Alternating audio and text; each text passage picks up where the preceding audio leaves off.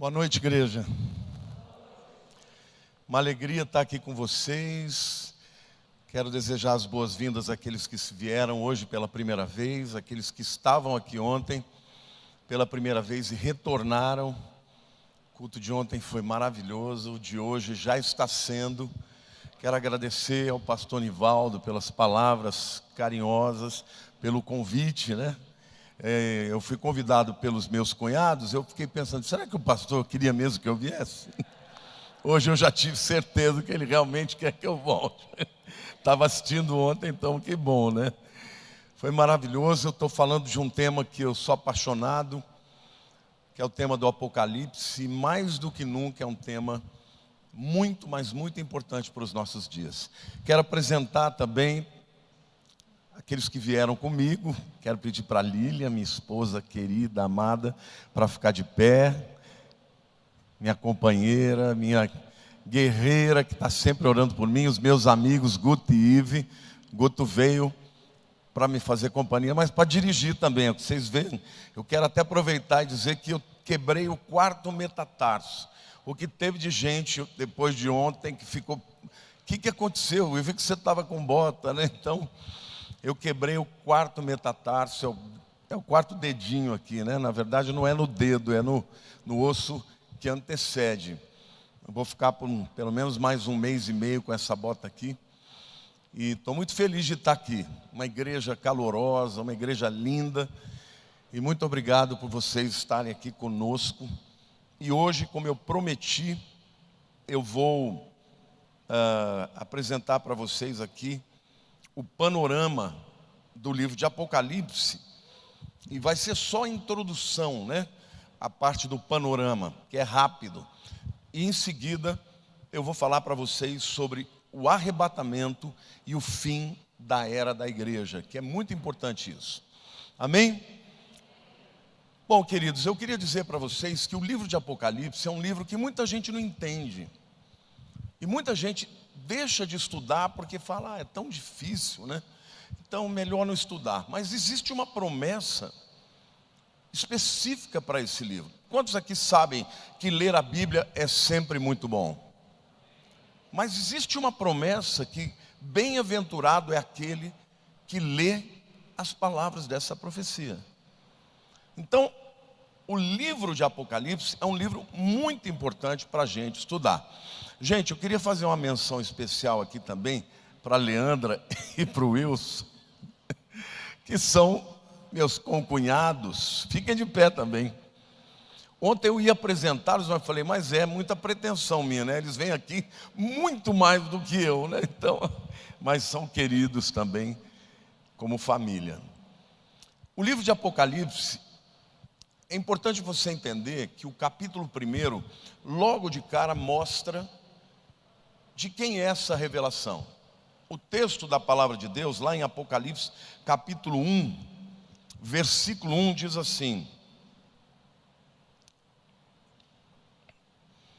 revelação de Jesus Cristo, que Deus lhe deu para mostrar aos seus servos as coisas que em breve devem acontecer, e que ele, enviando por intermédio do seu anjo, notificou ao seu servo João. De quem que é a revelação, irmãos? De Jesus. Agora é interessante que o apóstolo João era o apóstolo mais chegado de Jesus.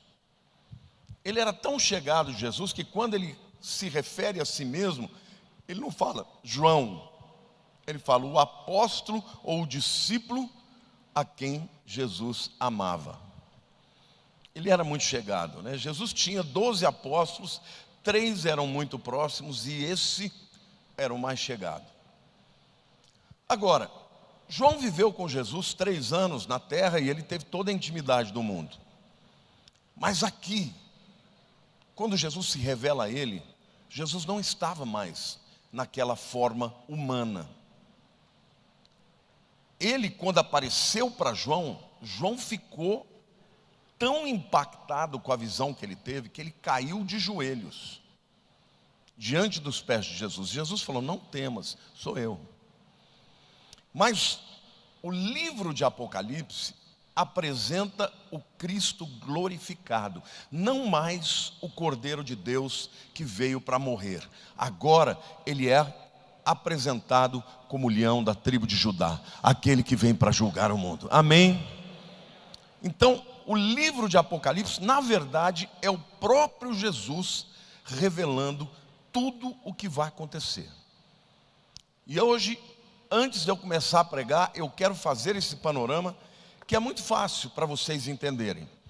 Porque a partir do momento que você discerne os capítulos, você sabe de que fase nós estamos falando, tá bom? O capítulo 1, portanto, é Jesus se apresentando. A revelação de Jesus, ele, com o corpo glorificado, cabelos brancos, os olhos como de chama de fogo, é algo extraordinário. Os capítulos 2 e 3 falam da era da igreja. Diga assim, 2 e 3. A era da igreja. E a gente vê aqui que Jesus se dirige às 7 igrejas que estavam no Apocalipse. Estas igrejas, gente, elas existiram de fato. Eram 7 igrejas locais. Mas elas, cada uma delas, representa um período da igreja de Cristo, desde a igreja primitiva até quando Jesus voltar. Então, logo de cara eu quero dizer para vocês que Filadélfia e Laodiceia são as 2 igrejas que representam o tempo que nós estamos vivendo. A igreja que vai ver o arrebatamento. Eu pelo menos creio assim, tá? A gente não pode afirmar categoricamente, mas é muito provável que seja. Filadélfia, a igreja verdadeira. E Laodiceia, a igreja falsa, que parece que é, mas não é. É uma igreja que Jesus diz, olha, você é morno, não é nem frio nem quente, eu preferia que você fosse frio do que morno, eu estou a ponto de vomitar-te da minha boca. Então, a igreja de Laodiceia é aquela igreja que não vai subir no arrebatamento, é aquela igreja que parece que é, mas é autossuficiente, não ama Jesus, não se interessa por Jesus. E eu não estou falando, de uma instituição, como por exemplo a igreja do Nazareno. Aqui dentro, tem gente que pertence a Filadélfia e tem gente que pertence a Laodiceia. Como é, pastor? Eu espero que você faça parte de Filadélfia e não de Laodiceia, tá bom? Em cada igreja local existem aqueles que são crentes verdadeiros e aqueles que ainda não são. Então, os capítulos 2 e 3 falam da era da igreja. Diga assim, a era da igreja. O capítulo 4, no versículo 1, João diz assim, eu vi uma porta aberta no céu e ouvi uma voz como de trombeta dizendo, sobe aqui.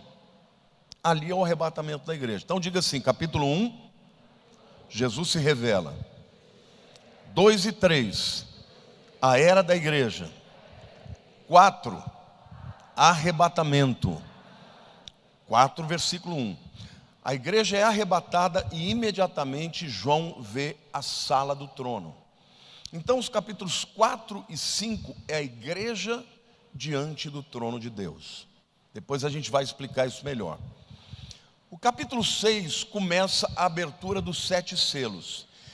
Mas é importante que você decore que os capítulos 6 a 9 são os 7 anos da tribulação. Tá bom? Diga assim, tribulação. De 6 a 19. E eu vou repetir várias vezes porque eu quero que você saia daqui sabendo. Por quê? Porque quando você for ler o Apocalipse, você vai saber onde você está. Ah, estou no capítulo 1, versículo tal. Ah, Jesus se revelando. Ah, eu estou nos capítulos 2 e 3, a era da igreja.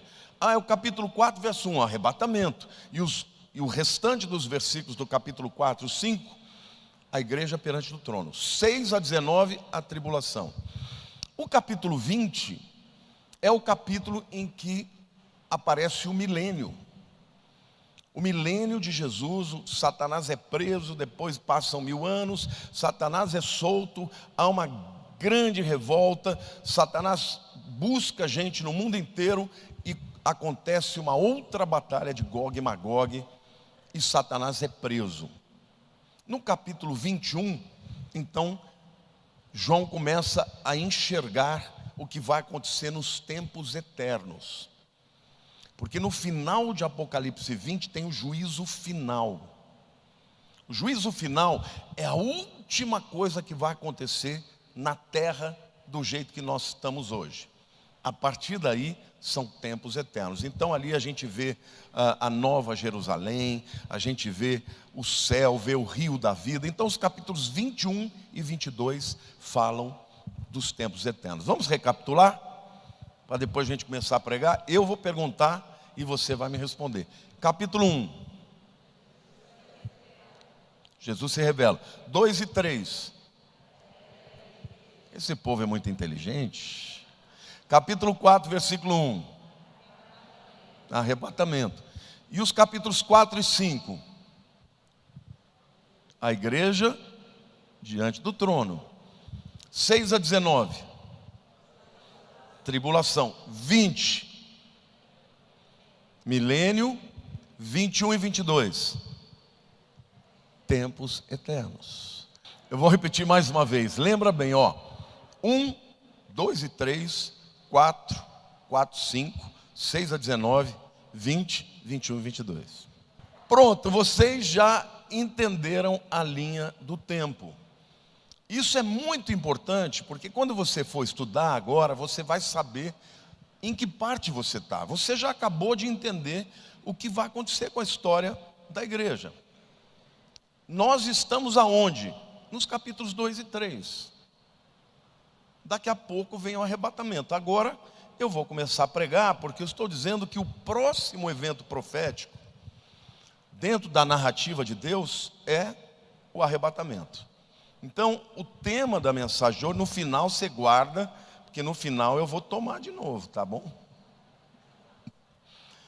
No final eu vou perguntar de novo essa sequência, porque isso é tão importante para a gente entender o livro de Apocalipse. Eu quero até aproveitar e sugerir, a mando da minha esposa, vocês sabem, né, que mulher manda na gente. Eu sempre digo para os rapazes que vão casar: você quer mandar ou quer ser feliz? Porque elas vão mandar na gente. Em algum momento você tem que obedecer. A Lília falou: fala do teu estudo de Apocalipse no canal de membros. Gente, no canal do YouTube tem lá um link que está escrito seja membro. Lá eu tenho alguns estudos, mas eu tenho o estudo de Apocalipse do capítulo 1 ao 22 com todas as minúcias e detalhes. Se você ama o tema, se inscreve lá. É bem baratinho, R$ 7,99 por mês. Para vocês terem uma ideia. Sim, são estudos maravilhosos. Eu não gosto de fazer propaganda disso, mas a Lília falou: fala, porque senão o povo não fica sabendo. Então vamos entrar no arrebatamento, que é o próximo. Nós estamos nos capítulos 2 e 3. Eu acredito que nós sejamos a igreja do arrebatamento. E se assim for verdade, nós fazemos parte da igreja de Filadélfia e Laodiceia. Filadélfia é uma palavra grega que significa amor fraternal. A verdadeira igreja é a igreja que tem amor uns pelos outros. Jesus disse: nisto conhecereis que sois meus discípulos, se vos amardes uns aos outros. Uma igreja sem amor não é a igreja verdadeira. Mas Laodiceia, também no grego, laos é povo, e dikeia significa justiça. Então uma igreja que a justiça do povo vem antes da vontade de Deus. A nossa justificação não é nossa. Ninguém é justificado pelo seu próprio benefício ou por aquilo que faz de bom. A gente é justificado pela graça, sim ou não? Então a igreja falsa é uma igreja que acha que ela merece, que ela tem direitos, que ela pode alcançar a salvação através da sua própria justiça. Bom, quando vier o arrebatamento, vai iniciar uma nova fase, que é a chamada tribulação. A primeira metade é tribulação, a segunda metade é grande tribulação. Esses 7 anos, gente, a própria Bíblia diz que é um tempo como nunca houve na história da humanidade. Hoje a gente fala dos piores tiranos que já existiram. Você poderia mencionar alguém? Hitler. Hitler matou 6 milhões de pessoas simplesmente por uma etnia. Então a gente pensa, esse camarada é horroroso, mas tem outros, Stalin, Mao Tse Tung, que mataram milhões de pessoas nas revoluções. Mas eu quero dizer para vocês que esses camaradas, diante do anticristo, vão ser criancinha que você toma o pirulito da mão. O anticristo vai ser possuído pelo próprio Satanás. Então, esse período da história, você não vai querer participar. Diga para a pessoa do teu lado, você não vai querer estar aqui.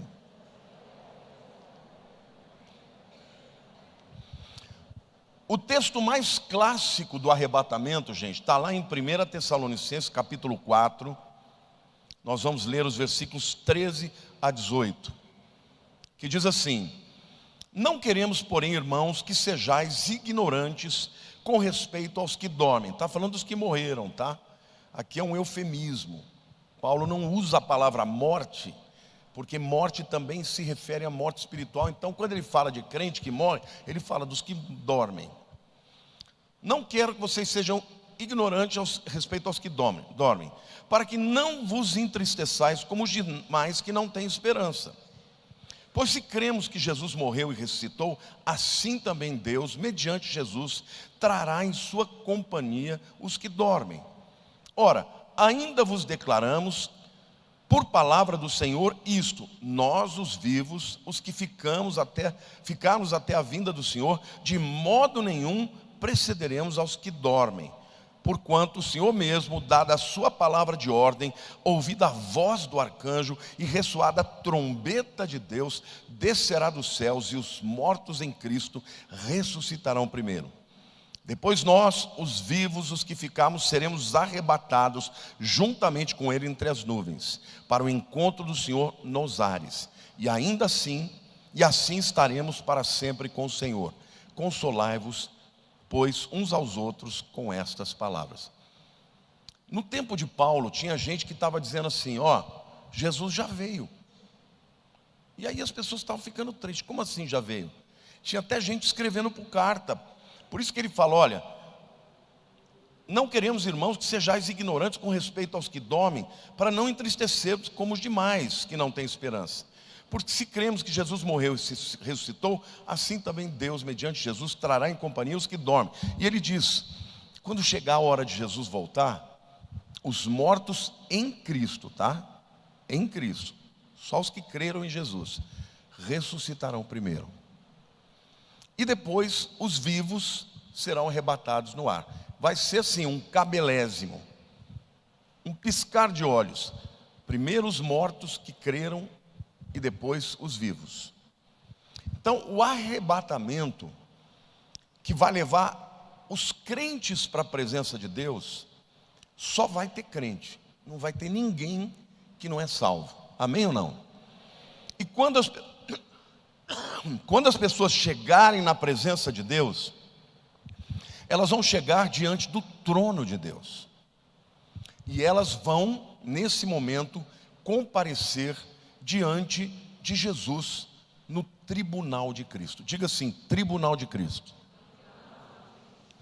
Eu quero que você saiba a diferença entre juízo final e o tribunal de Cristo. Diga assim: tribunal de Cristo, logo após o arrebatamento. Diga assim: juízo final, depois do milênio. Então, no final do milênio, depois daquela guerra de Satanás contra Jesus, no milênio o diabo vai ficar preso 1000 anos, Jesus vai reinar. No final, Satanás é solto, ele junta as pessoas, vem para contender com Cristo, perde, e aí todas as pessoas, desde Adão, que não eram salvas, vão estar e mais as do milênio, que não são salvas, e as que são salvas vão comparecer no juízo final. Então, quando a gente falar tribunal de Cristo, diga: tribunal de Cristo é para galardão. Todo mundo que chegou lá está salvo, vai receber a recompensa pelas suas obras. Juízo final, diga, para salvação. Então no final do milênio, quando tiver lá o Senhor para julgar, a Bíblia diz que à direita estarão os salvos, à esquerda estarão os perdidos. Tá bom? Recapitulando lá, capítulo 1, Jesus se revela. 2 e 3, capítulo 4, 1, depois do arrebatamento, diante do trono. E dentro desse momento de diante do trono, tem o tribunal de Cristo. E eu vou ler para vocês aqui o julgamento dos crentes por suas obras. Mas diga assim, julgamento para galardão. Não é para salvação. Eu vou mostrar aqui para vocês. 1 Coríntios 3, versículos 11 a 15. Eles estão projetando aqui os versículos? Vocês estão acompanhando? Não? Então eu vou ler mais devagar. 1 Coríntios 3, versículos 11 a 15. Porque ninguém pode lançar outro fundamento além do que foi posto, o qual é Jesus Cristo. Contudo, se o que alguém edifica sobre o fundamento é ouro, prata, pedras preciosas, madeira, feno, palha, manifesta se tornará a obra de cada um, pois o dia a demonstrará. Que dia é esse? Quando a gente comparecer perante Jesus. Porque está sendo revelada pelo fogo, e qual seja a obra de cada um, o próprio fogo aprovará.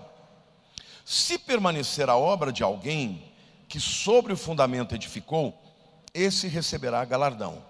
Se a obra de alguém se queimar, sofrerá ele dano, mas esse mesmo será salvo, todavia, como que através do fogo. Ele usa uma figura aqui, que vocês vão entender muito bem. O fogo é o instrumento para provar a obra de cada um. Aí ele diz que o fundamento, ninguém pode lançar outro que não seja Cristo. Então diga assim, o fundamento da nossa salvação é Cristo, não tem outro. Camarada é crente, o fundamento da vida dele é Jesus. Só que aí, uma fundação, quando vocês construíram esse templo aqui, quantos viram a fundação aqui? Fundação é o que está para baixo, né? É o que sustenta o edifício. Sem fundação, as paredes não ficam. Então qual é a fundação ou fundamento? Jesus Cristo. Agora, o que você constrói em cima, Paulo diz que são as nossas obras. Só que ele diz que as obras de cada um são semelhantes a alguns materiais. Ele fala madeira, feno, palha, ouro, prata e pedras preciosas. Deixa eu perguntar uma coisa para você. O que acontece quando o fogo passa na madeira, na palha e no feno? Queima. Sobra o quê? Nada além de cinzas. Isso aqui Paulo está comparando com aquele indivíduo que as obras foram más. E o que acontece quando o fogo passa no ouro, na prata e nas pedras preciosas? Purifica. Você sabe, né, que o diamante, ele é forjado com alta pressão e alta temperatura. É o carvão que vira diamante. Então o que Paulo está dizendo é o seguinte: naquele dia você vai comparecer diante de Jesus. Por exemplo, um dia uma pessoa veio e pediu uma oferta. Ela estava passando fome e você tirou lá e deu R$100.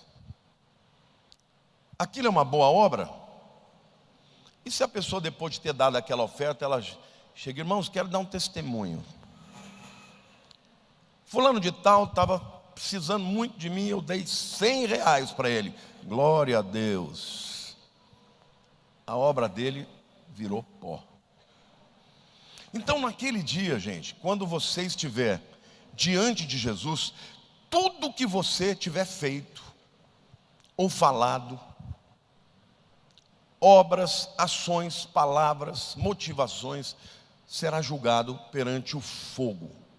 E o fogo que vai passar por aquilo são os olhos de Jesus, como arde como chama de fogo, que vai enxergar mais do que as obras, vai enxergar a intenção do coração. Então naquele dia, todas as nossas obras vão estar diante de nós, diante de Cristo. Algumas vão ser purificadas e outras vão ser queimadas. Mas o que acontece, e se o indivíduo não tiver nenhuma obra, nenhuma, que ficou? O que acontece com ele? Pergunta difícil, né? Alguém pode dizer? Eu vou ler para vocês.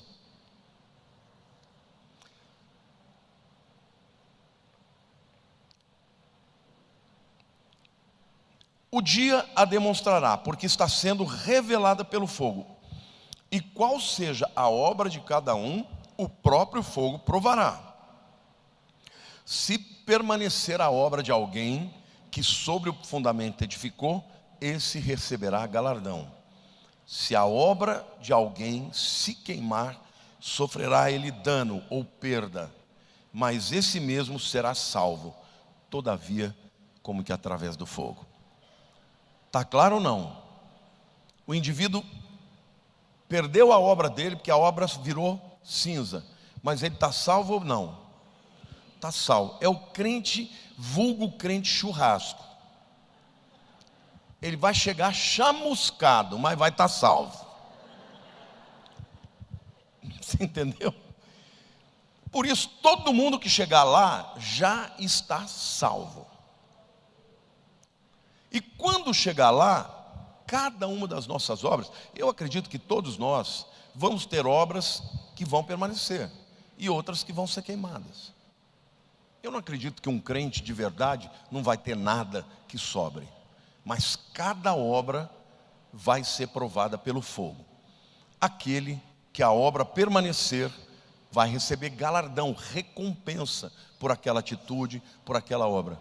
Se a motivação foi errada, queimou, não sobrou nada além de cinzas, mas ele está salvo. Então diga assim: tribunal de Cristo, todos estão salvos.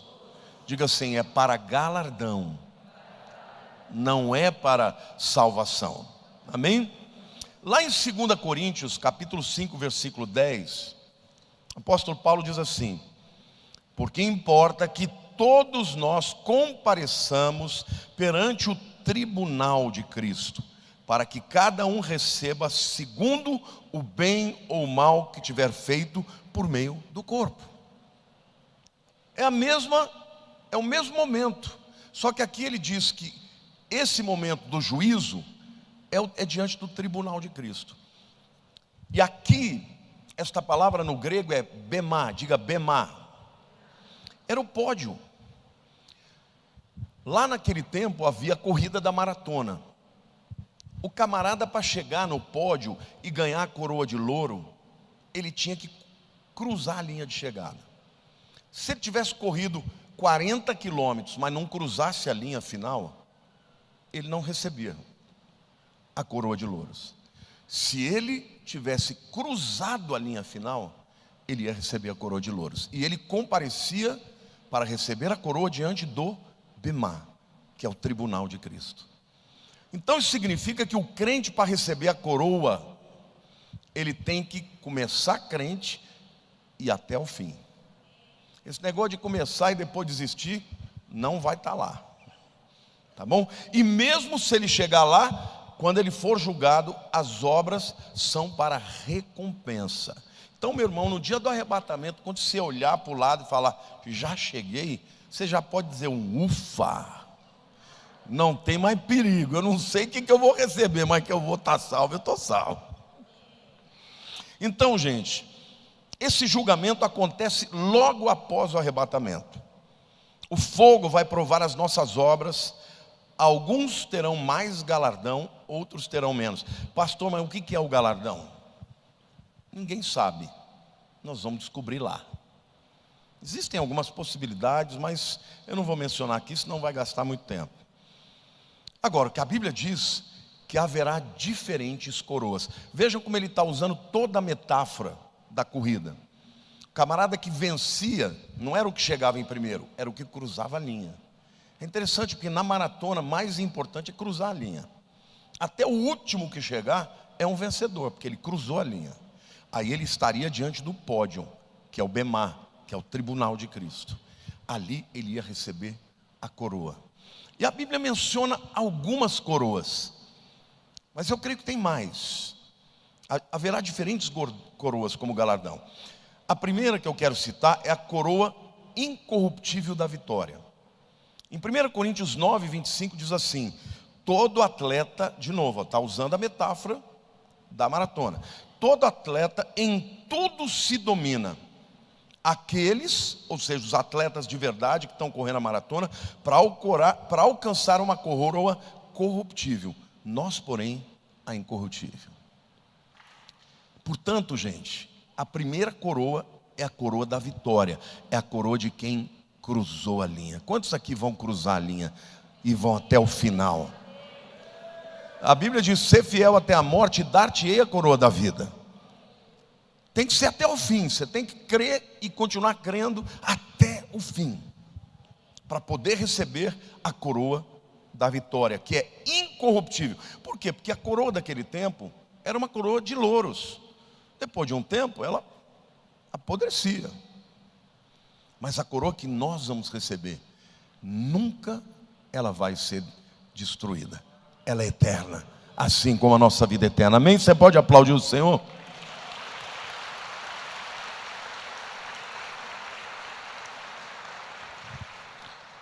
A segunda coroa, que representa um segundo tipo de galardão, é a coroa da vida, também chamada de coroa dos mártires. Lá em Apocalipse 2:10 diz assim: não temas as coisas que tens que sofrer. Eis que o diabo está para lançar em prisão alguns dentre vós, para ser postos à prova, e tereis tribulação de 10 dias. Ser fiel até a morte, e dar-te-ei a coroa da vida. No tempo que nós estamos vivendo, muitas pessoas perderam a vida por causa de Jesus. Eu conheço um pastor, pastor Elias Dantas, que ele tem um ministério na Síria. E o ministério que ele tem na Síria é ajudar as viúvas cujos maridos foram mortos por causa da sua fé. Muitos deles decapitados pelo Estado Islâmico. Quantos de vocês já viram no YouTube aquele vídeo de um monte de gente na praia seguindo com roupas laranjas, e depois eles de joelho e o Estado Islâmico estando ali para decapitá-los? Isso é verdade, não é fake news. Então, há uma coroa para aqueles que dão a vida por Jesus. E eu gosto sempre de dizer uma coisa: se a gente não tem o privilégio e a honra de morrer por Jesus, que a gente possa viver para Ele. Amém? Então a segunda coroa é a coroa da vida, ou a coroa dos mártires. A terceira coroa, o terceiro tipo de galardão, é a coroa de glória. E essa coroa é dos pastores. Eu queria pedir para os pastores ficarem de pé aqui.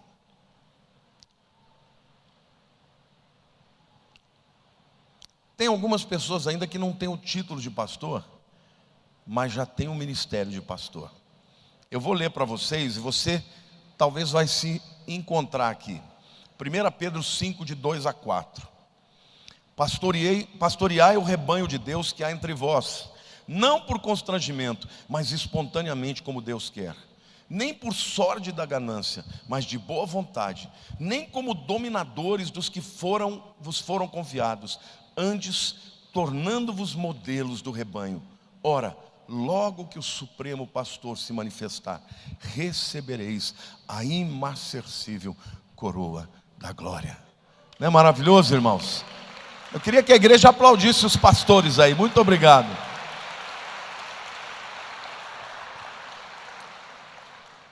Aqui está um modelo de como tem que ser um pastor. Tem que fazer não por ganância. Hoje está cheio de pastor na internet que só quer o dinheiro das pessoas, que a grana é o que está em primeiro lugar. Esse camarada vai receber o galardão dos homens, não vai receber a coroa. Eu quero receber a coroa. imarcessível. A Bíblia diz amarantinos. Amarantinos é uma flor que nunca murcha. É uma flor, uma vez nós recebemos lá de um piloto que era minha ovelha, ele trouxe de Israel para mim. É uma flor que ela se fecha, você bota na água, ela abre. Passa anos e ela está ali, e ela nunca é destruída. Agora, esse é aquele que pastoreia não por ganância, aquele que cuida das ovelhas, vai receber um galardão. E eu sempre digo, gente, ovelha é um bicho que dá trabalho, viu? Porque não é astuto. É muito fácil para o lobo levar a ovelha para o canto. Sabe aquele tipo de pessoa desavisada, avoada? Vem cá, vem cá, vem cá. Ela já vai indo. Aí corre o pastor puxando a ovelha para cá. Não, esse caminho não está certo, vem para cá. Às vezes ele tem que dar umas varadinhas, né? Mas sempre por amor. Então, um galardão maravilhoso esse. O quarto galardão é a coroa da justiça, para aqueles que amam a sua vinda. 2 Timóteo 4,8 diz assim: já agora a coroa da justiça me está guardada. Isso é Paulo, ele tinha certeza que ele tinha essa, a qual o Senhor reto juiz me dará naquele dia, e não somente a mim, mas também a todos que amam a sua vinda. Você ama a vinda de Jesus? Você é daqueles que fala Maranata? Você tem a coroa da justiça, para aqueles que amam a sua vinda. Então, querido, como é que você vai amar a vinda de Jesus se você não estudar sobre isso? Quanto mais você estudar, mais você vai amar. E quando você ama, você recebe uma coroa. Interessante que Paulo, ele não falou que ele tinha as outras coroas, mas essa ele falou. Por quê? Porque ele amava a vinda de Jesus. A quinta coroa que a Bíblia fala é a coroa da alegria, para aqueles que ganham almas. 1 Tessalonicenses 2,19 diz assim: pois quem é a nossa esperança ou alegria, ou coroa em quem exultamos na presença do Senhor Jesus, em sua vinda? Não são vós. Vós sois realmente a nossa glória e a nossa alegria. Aleluia.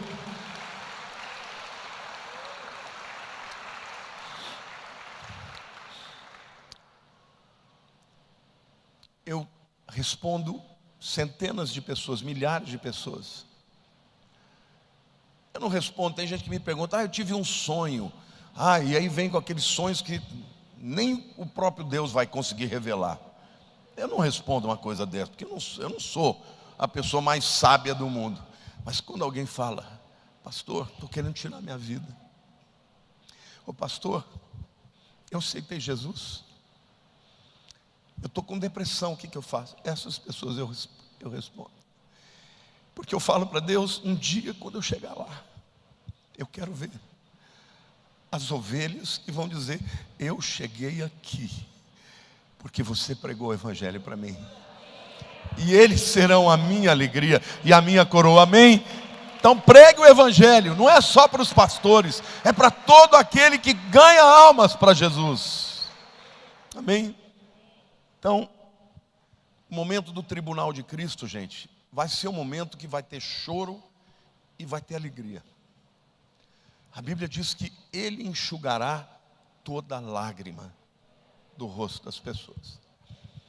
Eu fico pensando, como é que vai ser você estar diante do Senhor, sabendo que você não pode esconder nada diante dEle. Nenhuma palavra, nenhum sentimento, tudo que você fez, até o que você não imaginava, vai ser exposto diante de nós, na presença dEle. E embora estará toda aquela multidão de pessoas, cada um vai ter um encontro tete a tete com Ele, ao mesmo tempo. E nesse momento eu creio que vai ser aquele momento de grande temor, mas ao mesmo tempo de grande alegria. Porque o mesmo Senhor que será o juiz é o nosso advogado. Então, queridos, viva para Jesus, sabendo que um dia você vai ter um encontro com Ele. Peça a Ele: Senhor, me ajude, através do Teu Espírito, a viver para a glória do Teu nome. Eu não quero só fazer as coisas certas, eu quero fazer as coisas certas com o motivo correto. Porque eu quero naquele dia ouvir: filho, foste fiel num pouco, sobre o muito te colocarei. Entra no gozo do teu Senhor. Amém? Glória a Deus. Mas agora começa a parte difícil. Jesus entra na sala do trono. Eu creio que no momento em que a igreja vê Jesus entrando na sala do trono, já é depois do tribunal de Cristo. João ouve uma voz dizendo: quem é digno de abrir o livro e os seus selos? E houve um silêncio no céu, porque ninguém for achado digno, nem no céu, nem na terra, nem debaixo da terra. E João começa a chorar copiosamente. E ele ouve uma voz dizendo: não chores, porque o leão da tribo de Judá, o cordeiro que foi morto, é digno de abrir os livros, porque compraste com o seu sangue homens de toda tribo, língua e nação. Então é anunciado o leão da tribo de Judá. Mas quando ele entra na sala do trono, João olha e vê alguém como um cordeiro que foi morto, com as vestes salpicadas de sangue. E Jesus então, eu preguei certa vez uma mensagem chamada do Cordeiro Leão, porque ele é o leão da tribo de Judá, mas para nós ele sempre será o cordeiro. Todas as vezes que nós olharmos para as suas mãos e o sinal dos cravos, e nós vemos isso, nós diremos: Ele me salvou. Eu não estou aqui porque eu mereci, eu estou aqui porque Ele me salvou, porque Ele morreu no meu lugar, Ele morreu a minha condenação, e hoje eu posso estar aqui. Amém, irmã igreja? Então ele entra na sala do trono, e ele vai até o trono de Deus, que está com o livro na sua mão direita, e ele toma o livro da mão de Deus e começa a quebrar os selos. Dos 7 selos, os 7 selos são juízos. Portanto, o capítulo 6 começa a grande tribulação. Os capítulos 4 e 5, na verdade, João está sendo arrebatado para o céu, e ele está vendo o destino dos salvos. Mas no 6 ao 19, ele começa a descrever o que vai acontecer aqui na terra, a grande tribulação. Amém? E eu vou descrever para vocês os 7 selos, o que serão. O primeiro selo, irmãos, é o cavalo branco. Está lá em Apocalipse 6, de 1 a 2. Vi quando o cordeiro abriu um dos 7 selos. Quem abriu? O cordeiro.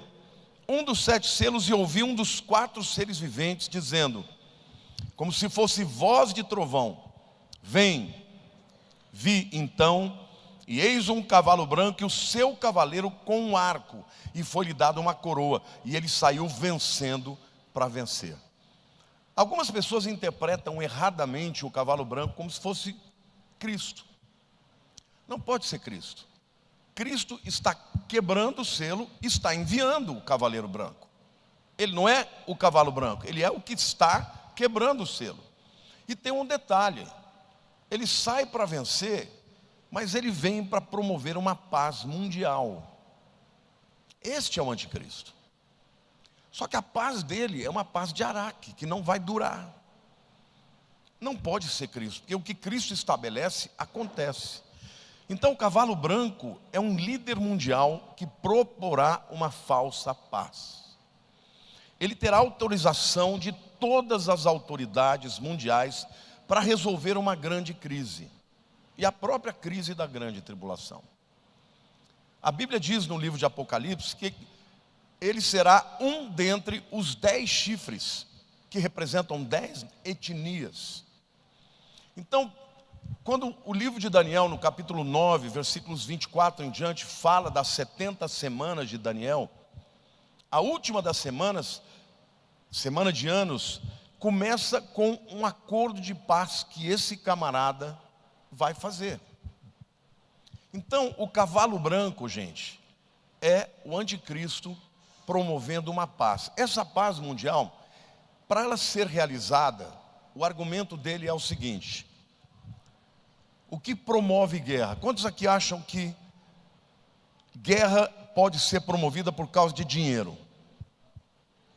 Sim ou não? E quem tem mais dinheiro é mais forte do que o outro. Então, uma das coisas que o anticristo vai fazer é uma moeda única. Vai acabar a diferença de câmbio de dólar para real, para ien, para euro. É uma moeda única, para que as nações negociem em igualdade. Quantos aqui acham que você faz guerra por causa de religião? Nós estamos no meio de um conflito agora, na Palestina contra Israel, por causa de religião. O que eles vão dizer? Para que não tenha mais esse problema, só poderá haver uma religião no mundo. A religião que eu propuser. Uma religião que é uma mistura de todas. Mas ou você faz parte dessa religião, ou você está fora.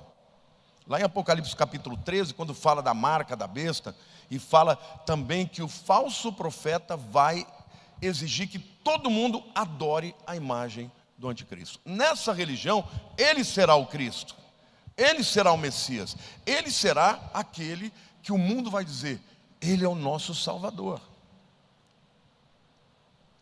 Só que a Bíblia diz que porque o povo não acreditou na verdade, Deus enviará a operação do erro para que creiam na mentira.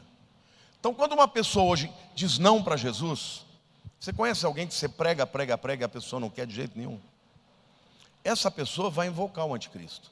Ela vai aceitar o anticristo, porque ele operará no engano.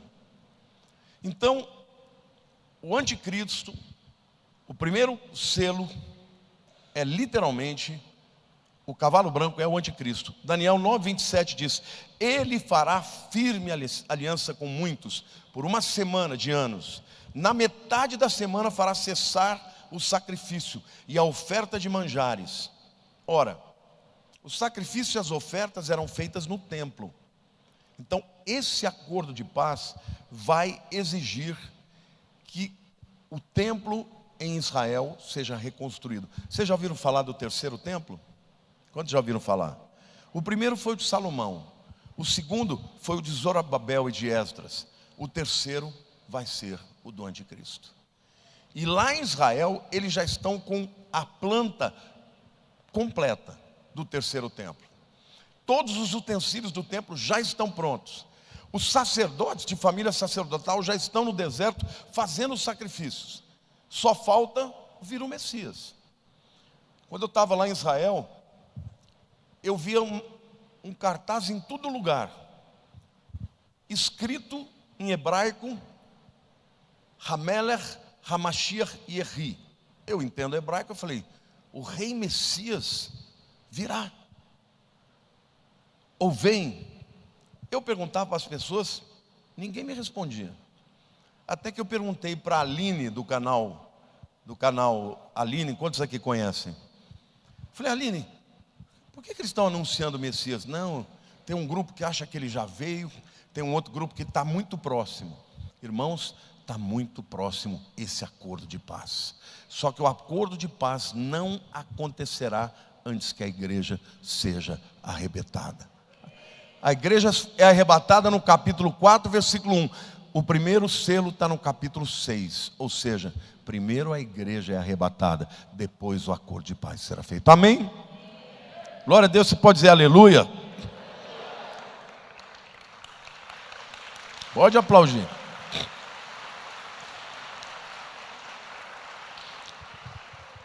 Pastor, quando vai ser a metade da tribulação? Capítulo 12. Depois você lê lá, capítulo 12, quando Satanás tem uma guerra no céu contra o arcanjo Miguel, e ele é expulso definitivamente do céu, e ele cai na terra. Ali começa a segunda metade da grande tribulação. Então, do 6 até o 11, primeira metade. No 12, começa a segunda metade. Amém? Segundo selo, cavalo vermelho. Apocalipse 6, versículo 3 e 4. Quando abriu o segundo selo, ouvi o segundo ser vivente dizendo: vem. E saiu outro cavalo vermelho, e ao seu cavaleiro foi-lhe dado tirar a paz da terra, para que os homens se matassem uns aos outros. Também lhe foi dada uma grande espada. O segundo selo, o cavalo vermelho, é o cavalo que vai liberar guerra. Na grande tribulação, gente, vai ter guerra para todo lado. Por isso que eu digo, a paz que o anticristo vai promover é falsa. Vai continuar havendo guerra, entendeu? E aí, hoje, quando a gente vê o que está acontecendo no mundo, muita gente fala: pastor, mas nós já não estamos na grande tribulação. Não, Jesus disse que isso tudo é só o princípio de dores. Por exemplo, nós estamos vivendo num tempo de guerras.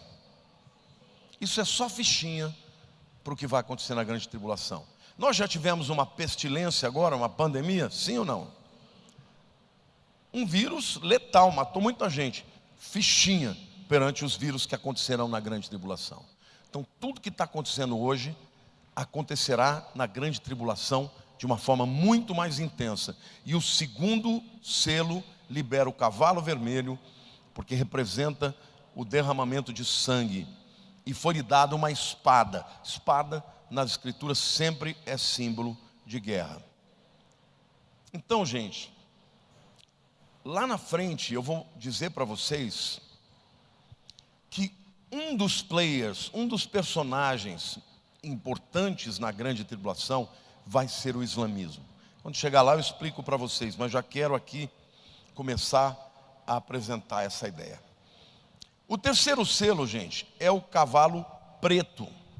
Apocalipse 6, 5, 6 diz assim: quando abriu o terceiro selo, quem está abrindo os selos, irmãos?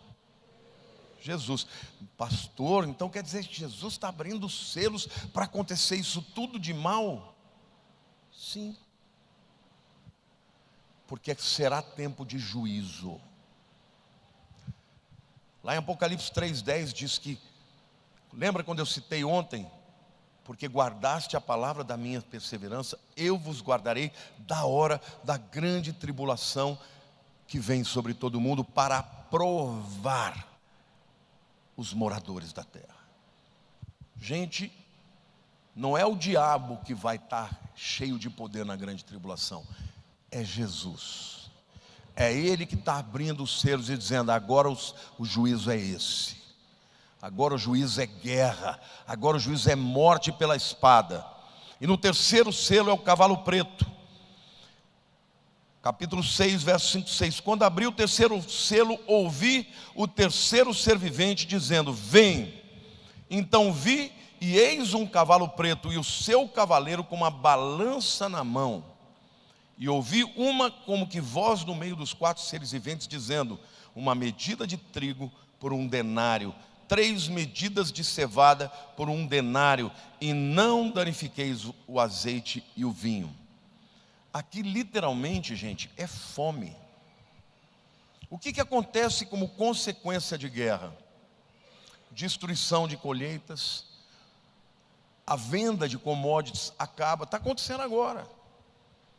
Por quê? Porque as exportações não vão acontecer naturalmente, vai ter guerra em tudo quanto é lado, campos vão ser destruídos. Por exemplo, na Segunda Guerra Mundial, quando a Alemanha foi entrando na Rússia, a Rússia ia entrando para dentro do seu território e atraindo os alemães. Só que o que eles faziam? Eles queimavam todos os campos, queimavam todas as casas, os maquinários. Quando os alemães chegavam, o que eles encontravam? Uma terra devastada.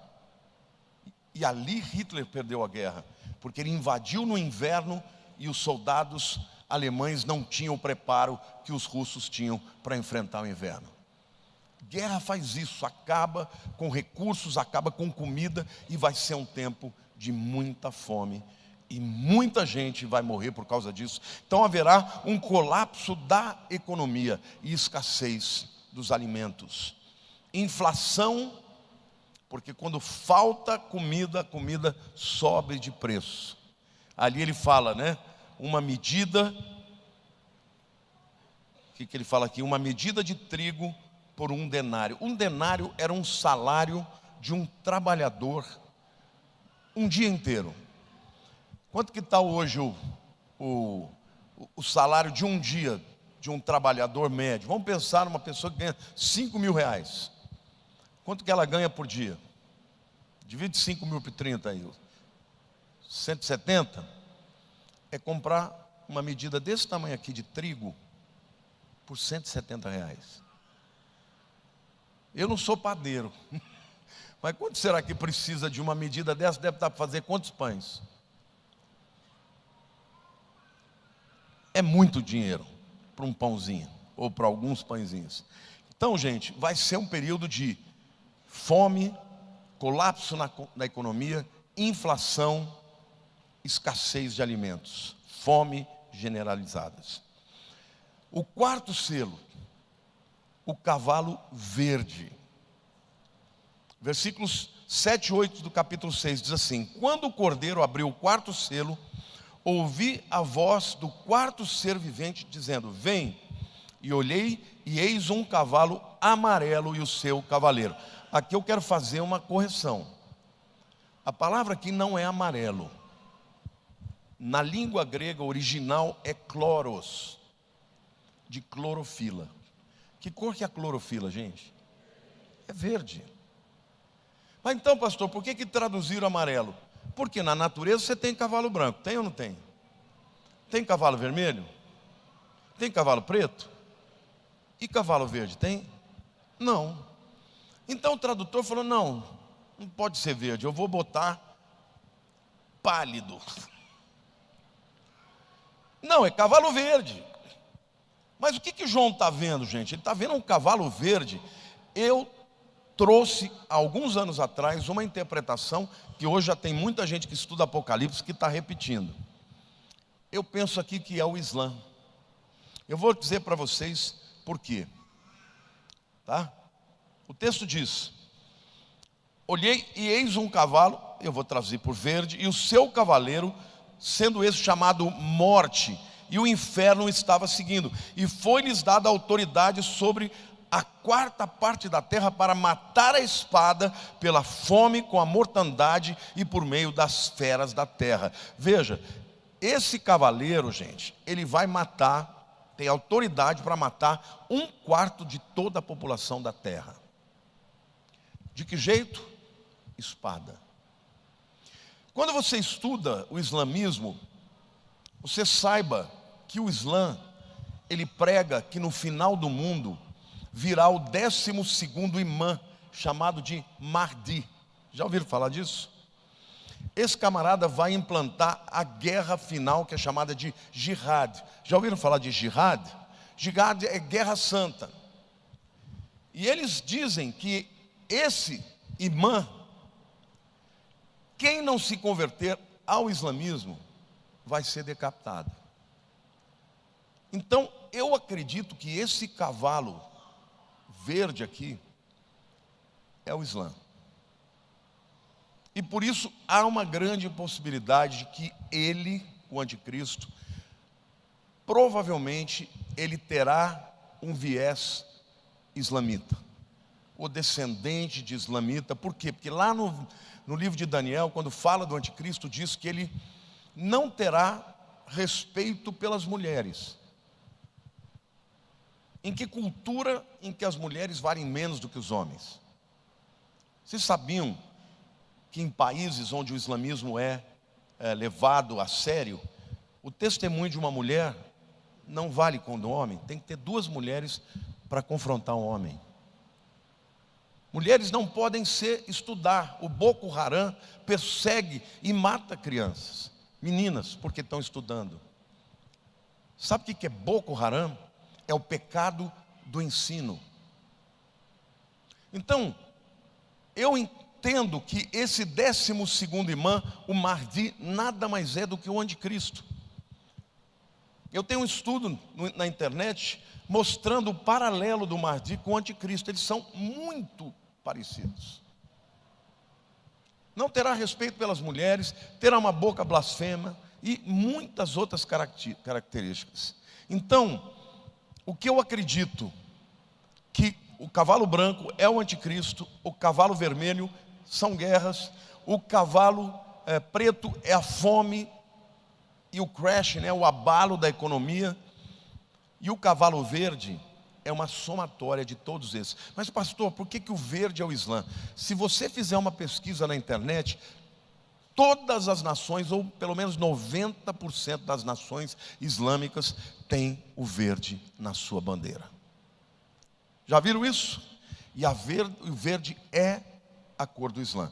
Se você já viu uma nação onde tem aqueles minaretes, que são aquele lugar onde a pessoa vai lá chamar para as orações, a luz é sempre verde, em todas as nações. Minha impressão, mas obviamente eu tenho que ser sincero e dizer que não dá para cravar 100%. Então, gente, é muito provável que o anticristo seja alguém que tenha uma aliança, que tenha pelo menos uma tendência a acreditar no Islã como a sua própria religião. Provavelmente ele terá uma também raiz judaica, porque senão o povo judeu não o aceitaria. Mas ele será um homem que vem com uma mensagem de engano e muitos vão ser enganados por ele. O 5º selo diz assim: quando ele abriu o 5º selo, vi debaixo do altar as almas daqueles que tinham sido mortos por causa da palavra de Deus e por causa do testemunho que sustentavam. Clamaram em grande voz dizendo: até quando, soberano Senhor, santo e verdadeiro, não julgas nem vingas o nosso sangue dos que habitam sobre a terra?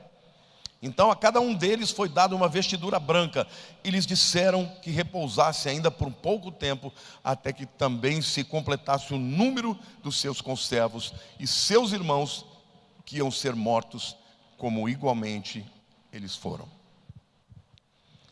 Quantos aqui aceitaram Jesus e não tiveram que pagar com a vida por isso?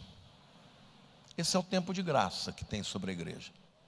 O máximo que a gente no Brasil aqui sofre é alguém dizer: seu crentinho, persegui você no emprego. Quantos já foram perseguidos assim?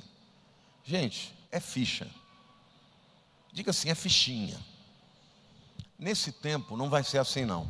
Nesse tempo, o camarada que aceitar Jesus e não aceitar o número da besta, ele vai ter que fugir, porque se não fugir, ele vai ser morto. E vamos supor que exista alguém aqui, tomara que não exista, alguém na internet, aqui todo mundo vai subir. Vamos supor que o camarada ouviu falar disso e não acreditou. Jesus veio, ele não subiu. Aí ele entra na grande tribulação. Ele é malandro, ele é esperto. Aí chega o anticristo e fala assim: recebe a marca. E ele pensa assim: Deus, tu sabes que é de Araque. Eu vou aceitar a marca, mas não é de verdade. O que vocês acham que vai acontecer com ele? Já era. Não vai ter essa coisa, é de brincadeirinha. A Bíblia diz que o que receber a marca, o seu nome não será escrito no livro da vida. Então não vai ter escolha, gente. Ou o camarada vai perder a vida, ou ele vai fugir para o mato, ou ele vai perder a salvação. E aí, o que você escolhe? Ai, gostei do pastor.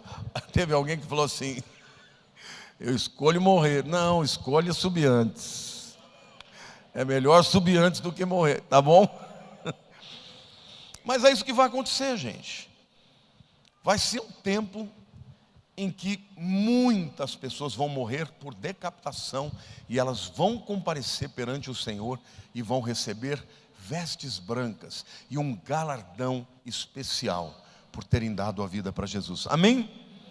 O sexto selo, lá em Apocalipse 6, de 12 a 17, diz: vi quando o Cordeiro abriu o sexto selo, e sobreveio grande terremoto.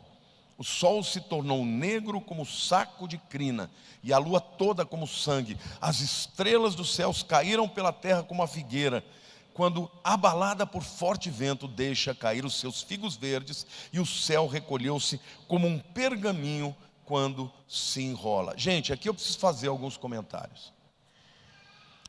Terremoto, não preciso explicar. Sol se tornou negro como saco. Eclipse solar. Quantos já viram um eclipse? O sol fica negro. Então vai ter um eclipse solar. E a lua como de sangue. Eclipse lunar. Quantos já viram as luas de sangue? Deus vai mandar sinais para este selo, né? O sexto selo. Um terremoto, um eclipse solar, um eclipse lunar. E aí diz: as estrelas dos céus caíram pela terra como a figueira quando abalada pelo vento forte. O que é isso? Chuva de meteoros. Vai cair sobre a terra. E o texto diz que ainda, né, o céu recolheu-se como um pergaminho quando se enrola. Então todos os montes e ilhas foram movidos do seu lugar. Alguns acreditam que vai ser uma movimentação de todas as placas tectônicas da Terra. E além disso, muito provavelmente por causa de uma guerra nuclear, os elementos se desfarão. Então vai ser uma conjunção de fatores de juízo de Deus, gente. Terremoto, eclipse solar, eclipse lunar, meteoros caindo sobre a terra e muito provavelmente uma guerra nuclear alterando os elementos dos céus. E aí diz: então os montes e ilhas foram movidos do seu lugar. Os reis da terra, os grandes, os comandantes, os ricos, os poderosos, de todo escravo e livre, diga assim, todo mundo, se esconderam nas cavernas e nos penhascos dos montes, e disseram aos montes e aos rochedos: caí sobre nós e escondei-nos da face daquele que se assenta no trono e da ira do Cordeiro, porque chegou o grande dia da sua ira, e quem é que pode suster-se? Esconder nos montes, o que é isso? Nas cavernas. Alguns dizem que são essas cavernas subterrâneas que são construídas hoje. Os Estados Unidos tem praticamente no país inteiro, com todo tipo de suprimento, alimento, para o camarada ficar lá 5 anos suportando uma guerra nuclear. Mas o fato é que no mundo inteiro as pessoas vão reconhecer que esse é um tempo de ira de quem? A ira do Cordeiro e daquele que se assenta no trono. E o texto diz: caí sobre nós e escondei-nos da face daquele que se assenta no trono e da ira do Cordeiro. Em outros lugares do Apocalipse diz: porém não se arrependeram para dar glória para Deus. Gente, mesmo com esse juízo de Deus, vai ter gente que não vai clamar a Jesus e não vai pedir perdão. É aquela pessoa que é dura de coração e mesmo com todas as evidências vai dizer não. E aí vem o último selo, capítulo 7, versículos 1 a 8. Depois disso vi 4 anjos em pé nos 4 cantos da terra, conservando seguros os 4 ventos da terra, para que nenhum vento soprasse sobre a terra, nem sobre o mar, nem sobre árvore alguma. Já imaginaram o calor que vai fazer? Vi outro anjo que subia da nascente do sol, ou seja, do oriente, tendo o selo do Deus vivo, e clamou em grande voz os 4 anjos, aqueles aos quais fora dado fazer dano à terra e o mar, dizendo: não danifiqueis nem a terra, nem o mar, nem as árvores, até selarmos na fronte os servos do nosso Deus. Então ouvi o número dos que foram selados, que era 144.000 de todas as tribos dos filhos de Israel. Da tribo de Judá foram selados 12.000, da tribo de Ruben 12.000, da tribo de Gade 12.000, da tribo de Azer 12.000, da tribo de Naftali 12.000, da tribo de Manassés 12.000, da tribo de Simeão 12.000, da tribo de Levi 12.000, da tribo de Sacar 12.000, da tribo de Zebulon 12.000, da tribo de José 12.000, da tribo de Benjamim foram selados 12.000. Aqui eu quero fazer um comentário. Os testemunhos de Jeová acreditam que esses 144.000, estou até envergonhado de falar na frente deles, porque eles sabem muito mais que eu, né? Que esses 144.000 é o número dos que vão ser salvos na terra, é isso? Não vai ter ninguém mais além dos 144.000. Ok, está acrescentando uma coisa aqui para mim, tá? Mas o texto não diz que é gente que vai salvar, diz que é 12.000 de cada tribo de Israel. São literalmente 12.000 judeus de cada uma das 12 tribos. São 144.000 judeus que a Bíblia diz que nunca tiveram uma relação sexual com uma mulher. São castos e eles vão pregar na terra que o Messias é Jesus. Primariamente eles vão pregar para que os judeus se convertam, mas não vão ser só judeus que vão se converter, porque lá nos versículos 9 a 12 do capítulo 7 diz assim: depois dessas coisas vi, e eis uma grande multidão que ninguém podia enumerar, e todas as nações, tribos, povos e línguas, em pé diante do trono e diante do Cordeiro, vestidos de vestiduras brancas, com palmas nas mãos, e clamavam em grande voz, dizendo: ao nosso Deus que se assenta no trono e ao Cordeiro pertence a salvação. E todos os anjos estavam em pé, rodeando o trono, os anciãos e os 4 seres viventes, e ante o trono se prostravam sobre o seu rosto e adoravam a Deus, dizendo: amém. Louvor e glória e sabedoria, as ações de graças e a honra e o poder e a força sejam ao nosso Deus pelo século dos séculos. Amém. Então, queridos, no capítulo 7, quando fala do último selo, João vê a salvação acontecendo no meio da grande tribulação. Primeiro 144.000 judeus para pregar para os judeus, mas na sua pregação também milhões e milhões e milhões de salvos de toda a tribo, de toda a língua e de toda a nação, glorificando a Deus. Então você fala, o diabo vai estar tomando conta? Não, ele vai perder também na grande tribulação, porque Deus vai salvar milhões e milhões de pessoas que vão clamar a Deus. E o texto diz aqui, eu não sei quantos de vocês se lembram daquele: grandes são as suas obras. Lembra desse cântico? Senhor Todo-Poderoso. Lembram? Quantos lembram? Justos e verdadeiros são os seus caminhos, ó Reis das nações. Quem não temerá, quem não glorificará teu nome. Lembram disso? É desse texto aqui esse cântico. Então vocês já imaginaram o coro de milhões e milhões de pessoas cantando e glorificando ao Cordeiro, ao Rei das nações? Quem não temerá, quem não glorificará o seu nome? Amém, igreja? É a igreja clamando nos céus e na terra, os últimos que vão se salvar, glorificando a Deus. E eles vão entoar o cântico dizendo: amém, o louvor, a glória, a sabedoria e as ações de graças, e a honra e o poder e a força sejam ao nosso Deus pelos séculos dos séculos. Amém. Depois dos 7 selos, vem as 7 trombetas, as 7 taças. No final do capítulo 19 é a batalha do Armagedon, quando os exércitos do anticristo se reúnem, entram e invadem o território de Israel para destruir Israel. E o Senhor aparece no céu com as mãos feridas, e eles olham, e eles veem as mãos feridas. Ele diz: o que é isso nas suas mãos? Como foi que aconteceu? E o Senhor vai dizer do céu: essas são as mãos que fui ferido na casa dos meus amigos. E a Bíblia diz que haverá um grande choro em Jerusalém e em Israel, e todo Israel invocará o nome de Jesus. Respondendo à pergunta daquela irmã, o que significa todo Israel vai ser salvo? Nesse momento, todo Israel que estará lá, né, cercado pelo anticristo, vai dizer: Yeshua HaMashiach, Jesus é o Messias.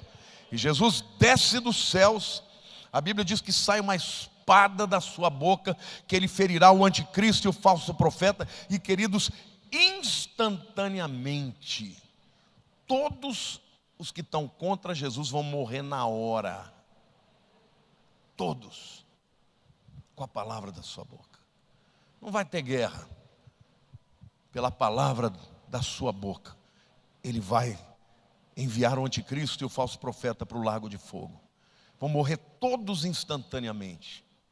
E aí, no final desses 7 anos, chega o momento da primeira ressurreição, no capítulo 20 de Apocalipse.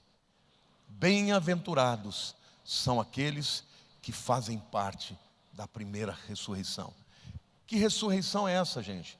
São todos os mortos da grande tribulação que foram salvos.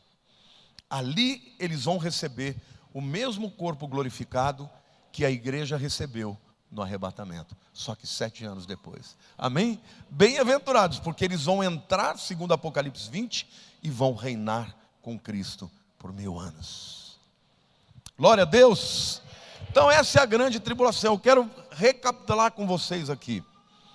Capítulo 1. Jesus se revela. 2 e 3.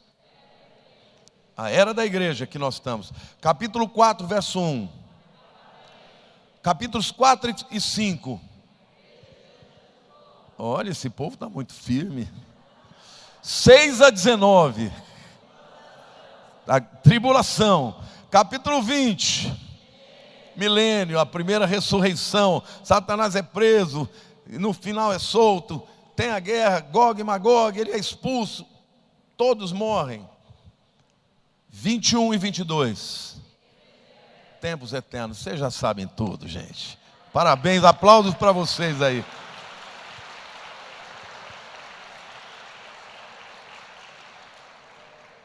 Antes de eu orar por você, eu queria fazer a seguinte pergunta: qual é o papel da igreja hoje?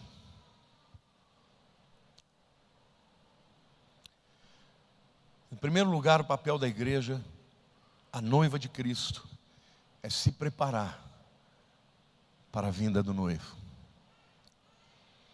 Não acredite nesses pregadores que dizem que porque Jesus morreu e nós somos salvos pela graça, a gente pode viver uma vida de pecado que não vai ter consequências. Não acredite nisso. Se prepare para Ele. A noiva está vestida com vestes brancas. É claro que não são as nossas obras de justiça, porque é o sangue do Cordeiro.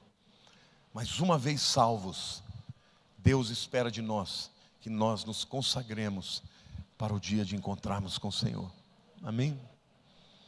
Mas qual é o papel da noiva hoje? É falar que Jesus é o Senhor e Salvador. Gente, hoje nós estamos tendo o privilégio e a oportunidade de falar de Jesus para os 4 cantos da terra. A igreja está aqui hoje para fazer essa obra. Então você que pertence a essa igreja, você que está aqui, que pertence a outra igreja, saiba que o teu objetivo é falar que só há um caminho para a salvação, e esse caminho é Jesus. Sem Ele ninguém vai ser salvo. Agora, você não pode obrigar as pessoas a se entregarem a Cristo. Cada um vai ter que fazer a sua decisão. E naquele dia, quando você estiver diante dele, Jesus disse: aquele que me confessar diante dos homens, eu o confessarei diante dos anjos do meu Pai. Aquele que me negar diante dos homens, eu o negarei diante dos anjos do meu Pai. É claro isso. O camarada que disse não para Jesus, e cada apelo que eu faço, eu sei que está ali em jogo a vida eterna ou a morte eterna. Quem diz eu creio, eu me rendo, eu aceito, a Bíblia diz que o nome dele é escrito no livro da vida.